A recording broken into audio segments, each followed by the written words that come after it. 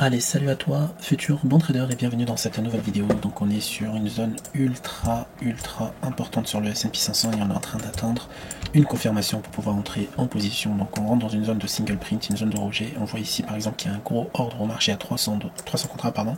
Donc ça peut être une personne, ok, un investisseur, comme ça va être plusieurs investisseurs, mais en tout cas ce prix là, les 5050 semble être protégé pour le moment. On se rapproche petit à petit et on voit que pour le moment il met la pression aux acheteurs. Donc rapidement je vais essayer de me positionner donc sur ce pullback, sinon sur la prochaine bougie, d'accord, voilà, sur un compte financé avec un stop loss juste en dessous de celui-là qui a l'air aussi de mettre un peu de pression et voir si le marché en fait va me payer sur cette zone de single print. Donc pour le moment on a été BE assez rapidement, donc le auto BE en fait s'est mis assez rapidement, mais là regardez après cette confirmation, donc c'est un retour sur une double divergence, ok, qui est juste là, avec une grosse zone de valeur. Donc on a un retour, un pullback, pour le moment ça a l'air de bien tenir, zone de single print comme d'habitude, d'accord, mais on a ici de la pression vendeuse qui s'est installée avec tous ces séquençages d'ordre et cette zone de séquençage d'ordre pour le moment qui a l'air de rejeter le prix.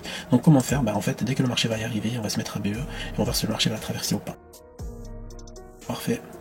Allez, on va voir maintenant si le marché va casser cette zone de valeur, parce que là, s'il casse cette zone de valeur après cette pression acheteuse qui est juste là, on pourra peut-être profiter d'un très beau mouvement acheteur, sachant qu'on est sur un compte financé et on est aussi en copie sur plusieurs comptes. Je vous montrerai ça un peu plus tard, peu importe le résultat. De la pression vendeuse ici, regardez, donc c'est pas très bon, c'est pas très bon signe.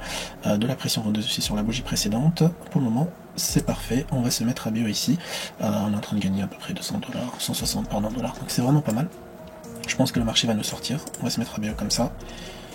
Et pourquoi pas... Allez, dommage. Alors c'est pas mal, c'était un très beau trade.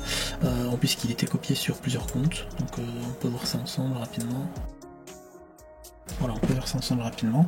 Donc c'est des comptes à 25 000, donc ça fait un petit trade à 300$, donc ça serait bien qu'on monte quand même à 200$ par compte. Donc on va surveiller le séquençage d'ordre. Si on pète le séquençage d'ordre ici, voilà, on est en train de le casser. On peut rentrer, easy avec un stop loss par là, et dès que le marché en fait il va prendre 5 tick, mon truc il va se mettre automatiquement à BE, sauf que ça va un peu trop vite, il faudrait une confirmation rapide. Là ça a l'air de tenir, en tout cas ça a l'air de tenir. Ça va tenir mais il y a un peu trop de volatilité, donc c'est assez dangereux de se mettre à BE assez rapidement. Ouais, ça y est, ma sortie sur un des comptes à BE, ok, ma sortie à BE sur tous les comptes. Ok, il y a eu un problème avec le réplicanto, parce que je copie en réplicanto. C'est pas grave, donc voilà. Bon, là l'intention était bonne, d'accord. L'intention était bonne parce qu'on est venu rebouffer les séquençages d'ordre ici, donc on s'est positionné. On va retenter encore une fois. Ce serait bien qu'on se fasse prendre en limite avant que le marché up, dommage. Voilà, bon, on a loupé le truc, c'est pas grave. On va voir si le marché va revenir sur ce creux. Voilà, le marché revient sur le creux, c'est parfait. Ici, un tout petit creux, vous voyez, hein. C'est ça qui est bien avec le footprint, c'est qu'on voit des choses qu'on n'a pas l'habitude de voir sur des bougies normales. Ok, grosse pression vendeuse. Hein. Et normal, en fait, on a une grosse zone vendeuse ici. Allez, on va accepter la perte ici. Après il peut venir en fait rebondir ici aussi, donc c'est pour ça que pour le moment la perte je vais peut-être la décaler un peu et surveiller de près mon graphique. Ouais, je pense qu'il va venir rebondir ici. S'il rebondit ici, il y a moyen qu'on fasse un pullback et une extension en fait sur les 5066 tout simplement. Alors le top c'est de mettre son stop loss à 5057 si celle-là confirme en fait. Si celle-là confirme et casse la grosse zone de valeur ici, on pourra placer le stop loss ici et espérer une extension de mouvement. C'est vraiment ce qu'on espère là, actuellement sur le compte. Après on est à un contrat, un mini quand même, c'est vraiment pas mal hein, pour un compte à 25 000, surtout qu'on est copié sur 3 comptes. Donc c'est comme si on tradait avec 3 mini sur 75 000$.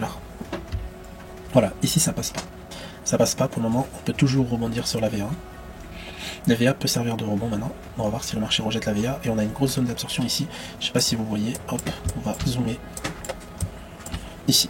D'accord, zone de valeur et zone d'absorption. Donc là, vraiment, on peut espérer le go. Hein. Ce qu'on va faire, c'est que on va renforcer. On va renforcer ici. Voilà, c'est-à-dire, on va renforcer, c'est pas grave. Parce que là, il y a du potentiel. Hein. On voit que le delta, il s'essouffle en fait. Si ça la confirme, bah, le stop loss sera là, mais pour le moment je préfère le garder un peu long parce qu'on peut mécher sur la zone de valeur et repartir. Hein. Voilà, il ne faut pas grand chose hein, pour atteindre l'objectif, mais le mieux c'est de laisser le trade jusqu'à 5062 en préférence avec un BE à 5059, comme ça dans tous les cas on aura gagné quelques pièces. Ok, donc pour le moment c'est la guerre, parce qu'il y a de la pression vendeuse, hein, vous voyez sur le DOM sur le côté, mais il y a aussi des acheteurs en fait qui se manifestent petit à petit, si vous êtes attentif au DOM à droite. Regardez le déséquilibre acheteur ici qui se manifeste ici, la grosse zone de valeur qui s'installe ici, zone d'acceptation parce que c'est une VA de volume profile de la journée précédente. Donc pour le moment il y a de l'acceptation, donc ça joue au ping-pong, mais la grosse zone en fait, elle est là. Ok, la grosse zone elle est là. Donc voilà, c'est à ça que ça ressemble, une session de trading sur le S&P 500, plutôt expert, parce que là on se positionne plusieurs fois, on prend des BE, on prend des TP, on prend des sell, etc. Mais on continue à trader jusqu'à avoir le résultat attendu, et ça se passe, parfois ça peut se passer mal, il faut juste savoir gérer son risque et se dire bon bah j'arrête, je reprendrai demain, etc.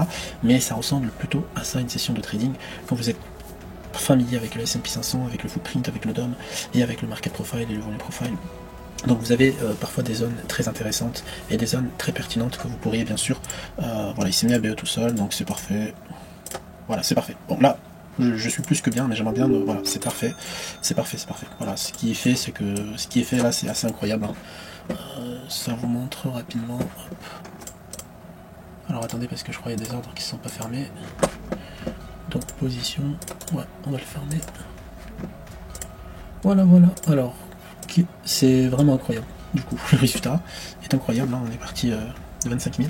On a fait 246, 396, 246. Lui, c'est pas fermé, le cours s'est envolé en fait. Du coup, ce qui fait, c'est que voilà, sur les 3 PA copiés, ça fait une journée assez incroyable. Voilà, ça ressemble à ça, une session de trading, quand on maîtrise les outils, quand on est concentré, quand on est focus. C'est-à-dire qu'il faut accepter de perdre, il faut accepter de prendre quelques risques supplémentaires de temps en temps. Et il faut bien sûr être rationnel dans vos choix, ne pas trader n'importe où, n'importe comment, etc. Parce que le but c'est vraiment intervenir au bon endroit. Donc je vous montre un autre graphique qui me sert bien sûr, parce que c'est vrai que vous regardez que le footprint, mais au-dessus j'ai ce graphique du S&P 500, ok, avec mes zones algorithmiques de la poursuite. Ici regardez la zone qu'on a tradé ensemble et le rebond sur le VP qu'on a tradé ensemble. C'est-à-dire que le marché en fait il vient, il traverse le VP, vient sur la zone du SP, fait une extension, pullback sur le VP, et bam, et là il est en train de repartir. Donc voilà, ça ressemble à ça, j'espère que ça vous a plu, c'est plutôt du concret. J'espère que vous aimez le concret et pas de la théorie. Sur ce, si cette vidéo vous a plu, n'hésitez pas à mettre un petit like, un petit commentaire, on se retrouve pour la prochaine fois.